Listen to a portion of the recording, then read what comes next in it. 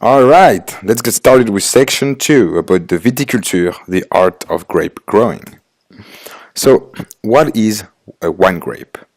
A wine grape is simply a grape suitable for the winemaking process, as simple as that. If we look at it from the botanical perspective, the vine which can produce table grapes belongs to the botanical family of the Vitaceae, defined in 1753 by Charles Linné. Among this family is the Vitis type.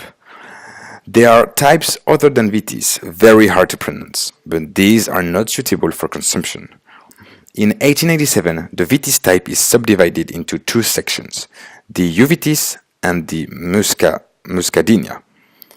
It is in the Uvitis section that we will find the most suitable variety of wine grapes in terms of productivity, its capacity to breed, and to be an exceptional wine grape.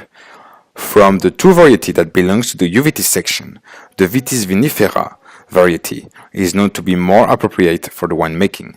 In fact, the other variety, the Vitis labrusca, tends to develop a strong animal flavor in the winemaking process. In France, in wine tastings, we even use the term foxé, which refers to the fox or Cordis grapes, the fox grapes. Nevertheless, the Concord red wine grape variety that belongs to the labrusca is still grown, mostly in the USA, for table grapes and grape juice. So what you have to keep in mind is that most wine grapes suitable for the winemaking process are from the Vitis vinifera variety. I said most because there are a minority of wines out there made with Labrusca variety, which are generally table wines. We mostly identify a particular wine grape by means of its leaves. You'll notice that the shape of these different wine grape leaves are very distinct from one to another, which allows us to clearly identify the different wine grape varieties.